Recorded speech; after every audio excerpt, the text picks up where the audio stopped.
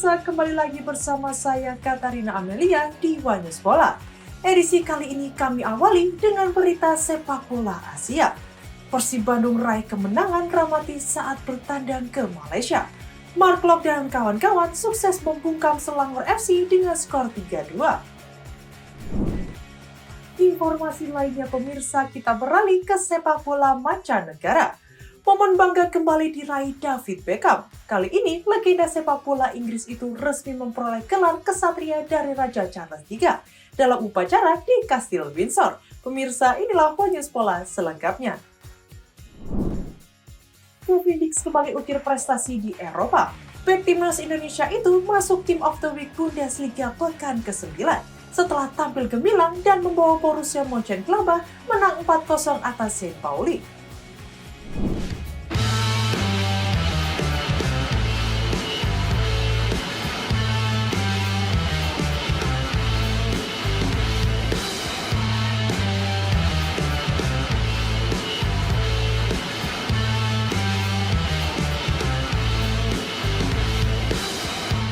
Pemain timnas Indonesia, Kevin Dix, kembali mencuri perhatian di kancah sepak bola Eropa. Bek berusia 28 tahun itu terpilih masuk dalam Team of the Week Bundesliga pekan ke-9 berkat performa impresifnya saat memperkuat Borussia Mönchengladbach mengalahkan St. Pauli. Dalam laga yang digelar di Stadion Millerntor, Jerman pada Sabtu 1 November 2025 malam waktu Indonesia Barat, Kevin tampil sebagai starter dan membantu Gladbach meraih kemenangan telak 4-0 atas tuan rumah St. Pauli.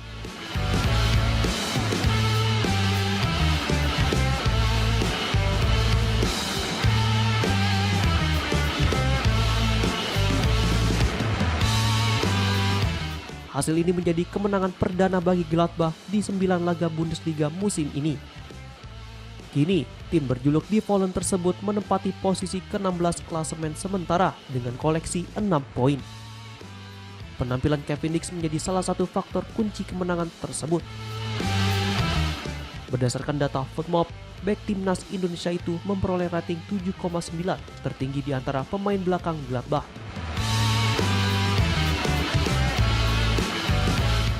Dalam pertandingan itu, Kevin mencatatkan 56 dari 60 umpan akurat, 2 dribble sukses, serta 7 umpan panjang akurat.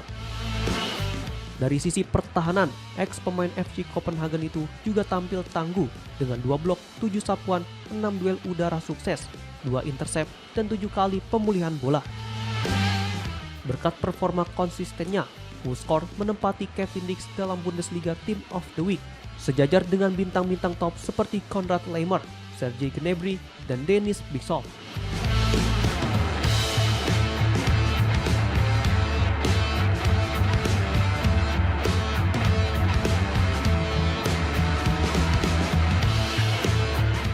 Sementara itu, pencapaian tersebut menjadi kebanggaan tersendiri bagi sepak bola Indonesia, sekaligus bukti bahwa pemain asal tanah air mampu bersaing di level tertinggi Eropa.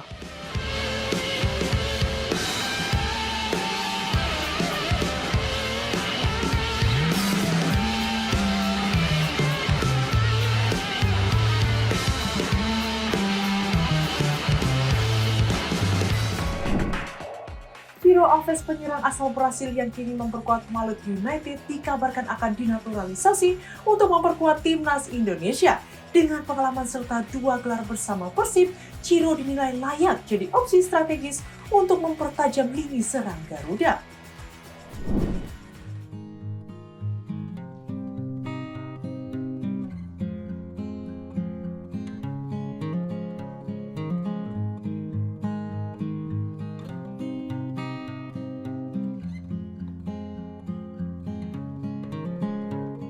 Beberapa nama penyerang asing di Liga Indonesia mulai diperbincangkan untuk dinaturalisasi demi memperkuat lini depan timnas Indonesia. Salah satu yang paling mencuri perhatian adalah Ciro Alves, striker asal Brazil yang kini bermain untuk Malut United di kompetisi BRI Liga 1 musim 2025-2026.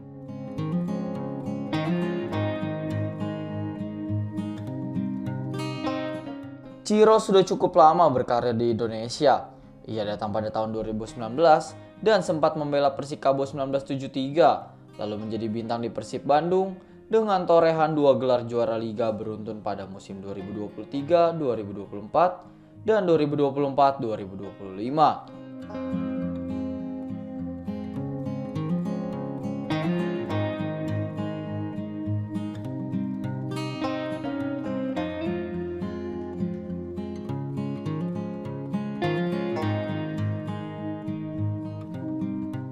Dengan pengalaman panjang dan performa konsisten, ia dianggap memenuhi syarat untuk proses naturalisasi sesuai aturan FIFA dan Undang-Undang Kewarganegaraan Indonesia, yaitu telah menetap lebih dari 5 tahun setelah berusia 18 tahun.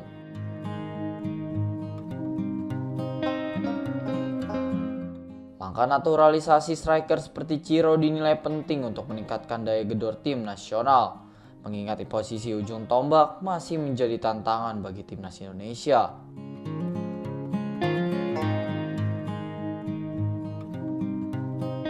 Selain Ciro, ada juga beberapa penyerang ganas lain di Liga Indonesia yang dinilai layak dipertimbangkan.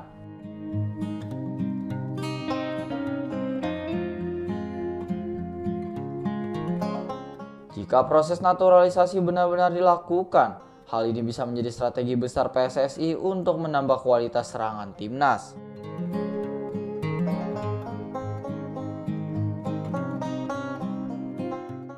Meski begitu, proses ini tidak bisa instan karena membutuhkan dukungan administrasi, regulasi yang tepat, dan waktu adaptasi agar pemain benar-benar bisa menyatu dengan sistem permainan tim nasional.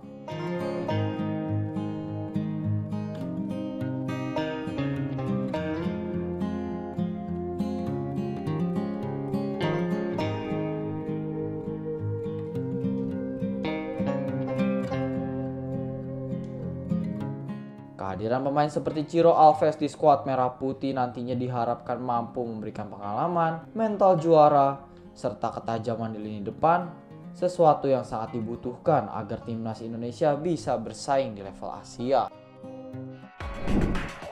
Persib Bandung tampil perkasa di Asian Champions League 2 2025-2026 dengan comeback dramatis atas Selangor FC.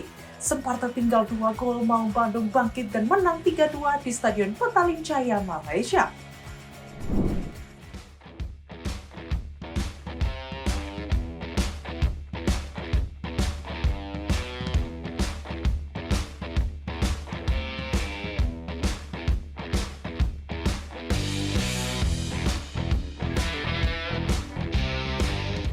Persib Bandung mencatat kemenangan dramatis saat menghadapi Selangor FC pada laga lanjutan ASEAN Champions League 2 atau ACL 2 2025-2026.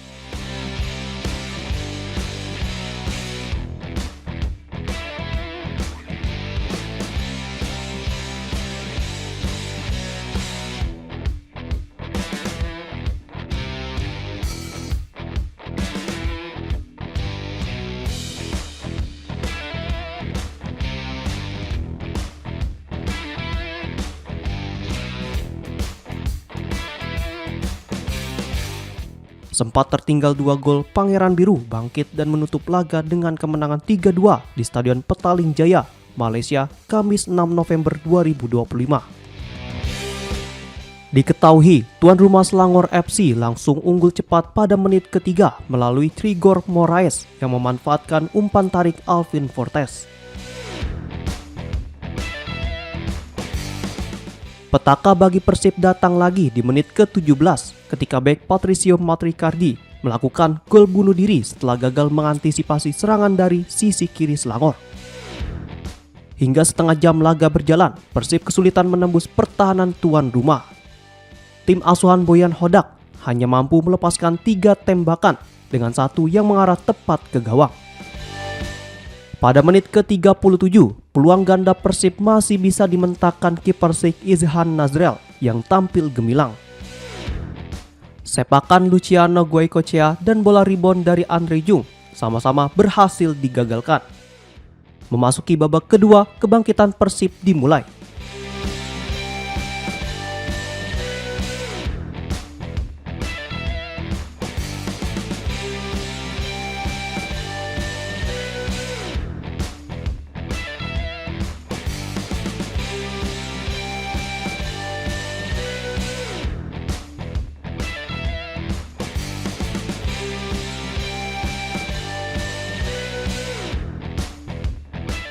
Andre Ujung mencetak gol pada menit ke-49 setelah memanfaatkan kemelut di depan gawang Selangor, mengubah skor menjadi 2-1.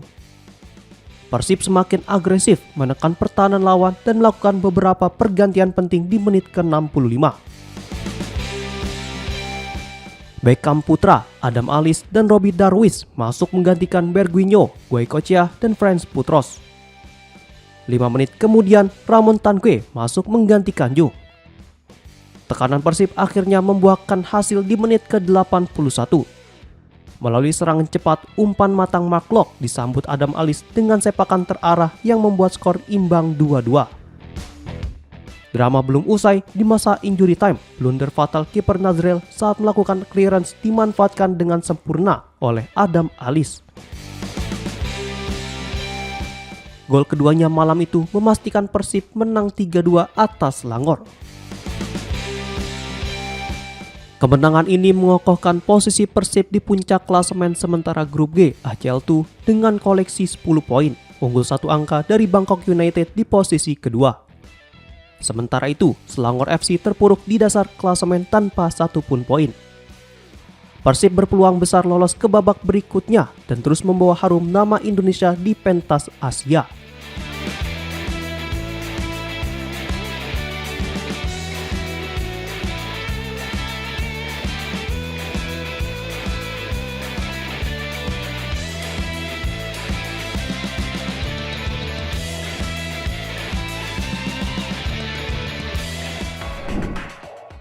Mirza Mustafiq gelandang Bali United dipanggil timnas Luxembourg untuk kualifikasi Piala Dunia 2026 zona Eropa.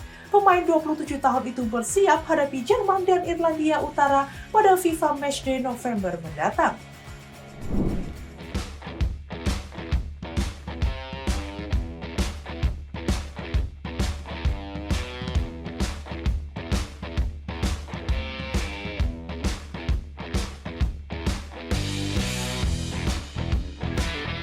Gelandang tengah Bali United FC Mirza Mustafiq resmi mendapat panggilan untuk memperkuat tim nasional Luxembourg dalam ajang kualifikasi Piala Dunia 2026 zona Eropa.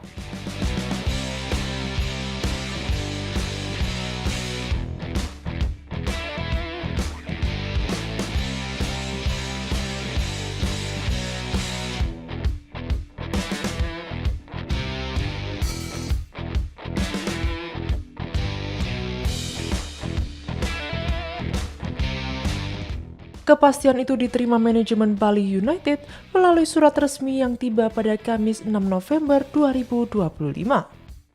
Pemain berusia 27 tahun tersebut akan menjalani 2 laga penting bersama timnasnya pada FIFA Matchday November 2025. Luxembourg dijadwalkan menghadapi Jerman pada Jumat 14 November dan Irlandia Utara pada Senin 17 November mendatang.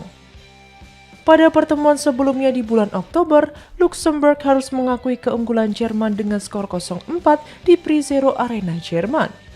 Kali ini Mirza berpeluang kembali tampil untuk membantu negaranya di grup A zona Eropa.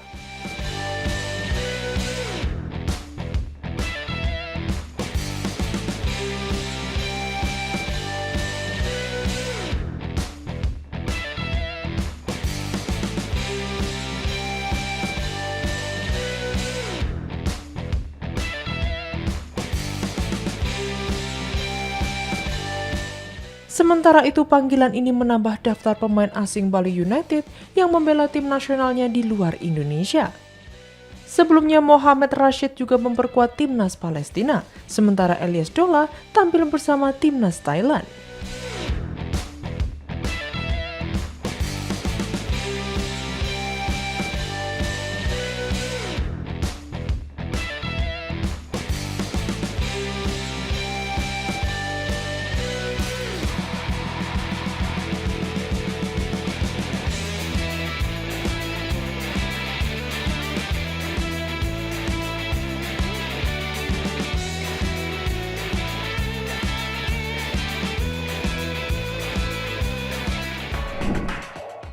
Skandal naturalisasi Malaysia semakin disorot media internasional. Media Argentina Capital de Noticias membuat Federasi Sepak Bola Malaysia geram usai membongkar dokumen resmi pemain yang terlibat.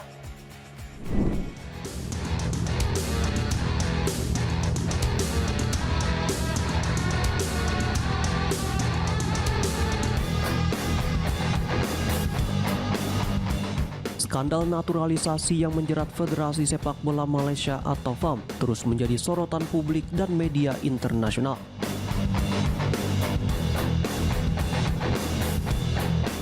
Terbaru, media asal Argentina Capital de Noticias atau CDN membocorkan dokumen resmi terkait salah satu pemain naturalisasi yang terlibat dalam kasus tersebut, membuat FAM geram.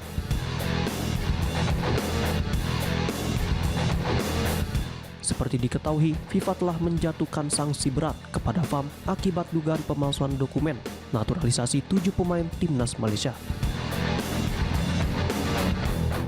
Federasi itu didenda sebesar 350.000 franc Swiss atau sekitar 7,3 miliar rupiah. Sementara, ketujuh pemain tersebut dilarang beraktivitas di dunia sepak bola selama 12 bulan dan dikenai denda 2.000 franc Swiss atau sekitar 41 juta rupiah sejak 26 September lalu. Malaysia sendiri telah mengajukan banding atas keputusan FIFA dan tengah menunggu hasil yang diperkirakan keluar pada akhir pekan ini. Meski kecil kemungkinan hukuman akan diringankan, Malaysia berharap adanya pertimbangan dalam keputusan akhir. Sementara itu, laporan CDN mengungkap dokumen resmi akta kelahiran Carlos Rogelio Fernandes. Media tersebut menyebut bahwa kakek Facundo Garces lahir di Santa Fe. Kemudian nenek buyutnya adalah warga negara Argentina. Menanggapi hal tersebut, pelaksana tugas Presiden FAM, Datuk Yusof Mahadi, menilai kebocoran dokumen itu bisa merugikan Malaysia. Terlebih hasil banding dari FIFA belum diumumkan.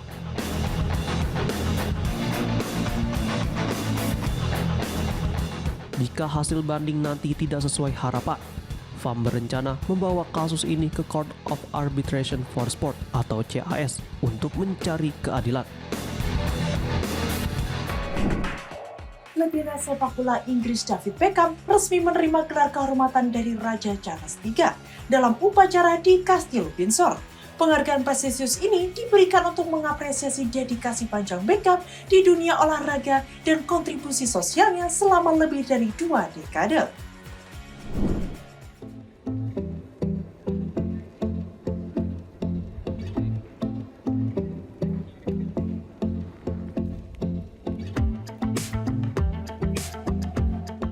Legenda sepak bola Inggris David Beckham resmi menerima gelar kehormatan kenaikhood dari Raja Charles III dalam upacara di Kastil Windsor Selasa 4 November 2025. Penghargaan tersebut diberikan atas kontribusinya yang luar biasa di dunia olahraga dan berbagai kegiatan sosial selama beberapa dekade. Mantan kapten timnas Inggris berusia 50 tahun itu menerima gelar kebangsawanan lebih dari 20 tahun setelah sebelumnya mendapatkan penghargaan kerajaan atas jasanya bagi sepak bola. Beckham yang dikenal sebagai pengagum keluarga kerajaan tampil elegan dengan setelan rancangan sang istri, Victoria Beckham, desainer ternama sekaligus mantan personil grup musik Spice Girls. Dalam upacara tersebut, Beckham dan Raja Charles terlihat berbincang hangat, bahkan sempat tertawa bersama. Seusai prosesi, Beckham mengaku tak kuasa menahan air mata ketika pertama kali mengetahui dirinya akan dianugerahi gelar kehormatan tersebut. Diketahui, Beckham lahir di London Timur dan memulai debutnya di Premier League bersama Manchester United pada 1995. 2 tahun setelah bergabung sebagai pemain muda. Selama membela The Red Devils, dirinya meraih 6 gelar Liga, 2 Piala FA, dan 1 Liga Champions. Selama membela The Red Devils, dirinya meraih 6 gelar Liga, 2 Piala FA, dan 1 Liga Champions. Sebelum melanjutkan karirnya di Real Madrid, LA Galaxy, AC Milan, dan Paris Saint-Germain. Dirinya pensiun pada 2013 dengan koleksi 115 caps bersama tim nasional Inggris. dikenal dengan tendangan bebas akurat dan kemampuan umpan silang presisi. Beckham juga menjadi salah satu atlet paling sukses secara komersial di dunia.